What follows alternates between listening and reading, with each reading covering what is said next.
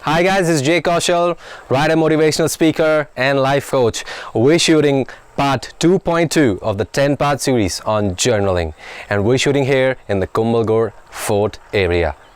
You want to look at the Kumbhalgarh Fort? That is it. The historic fort where Maharana Pratap is believed to have been born stretches over 38 kilometers. UNESCO World Heritage Site. Infallible.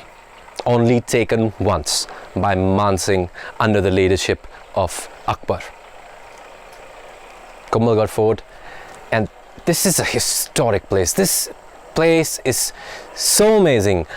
I'm seriously going to do a complete series on just Kumbhalgarh Fort and the adjoining 360 Jain and Hindu temples in this area. So of course, in the background you see these are the ruins of a Jain temple, and let me give you a little bit of walkthrough about it. You see over there at the top, that is actually Mahavir. He was the one who started Jainism. And do you see over there on the bottom edges of that doorway, you see that beautiful woman with wings? That's Yakshini. So it's common to find a Yakshini in a lot of Buddhist and in a lot of Jain architecture. And over there as well, if you see, you will see a Jain temple. There's a Jain temple over there. There are Jain temples and Hindu temples all over this area. 360, that's a lot. And we're towards the west of the Aravalli range, and this is the east, and the sun is setting towards the west.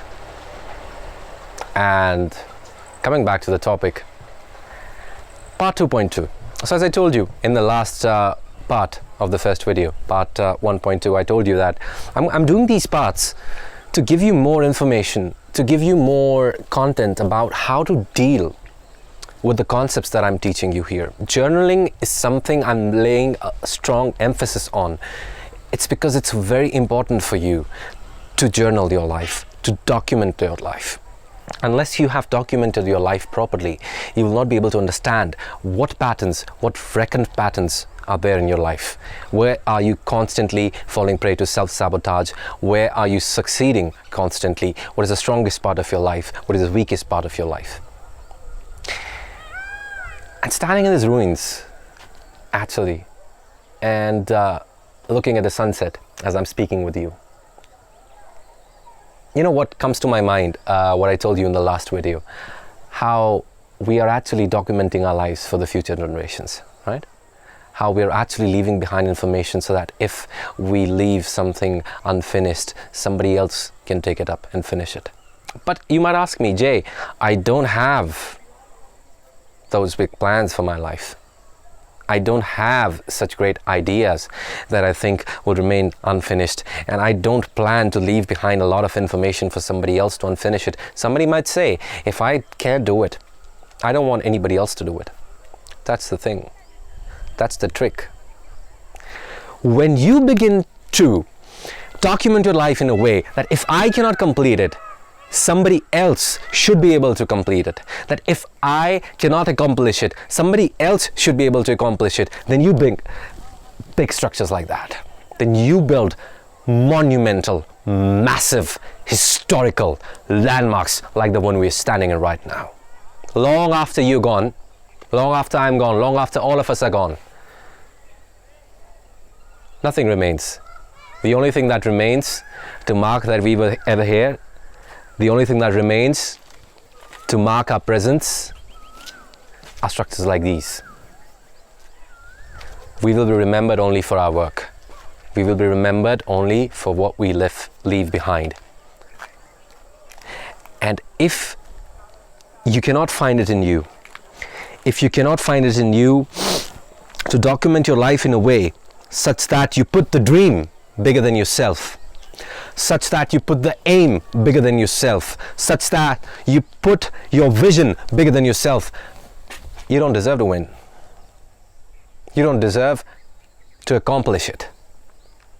When you set your mind to achieving something, when you set your mind towards that vision, towards that goal, when you set your mind towards something much higher than just your physical flesh body, that is when you get success. That is when you accomplish it. Because the dream becomes bigger than the individual. Dynasties will come and go. The forts, you know why I always shoot in forts? They're living, breathing examples of what can be achieved. They're living, breathing examples of what we leave behind. When we focus on building something bigger than ourselves. Part 2.2 is about building for the future. This is what part 2.2 is about.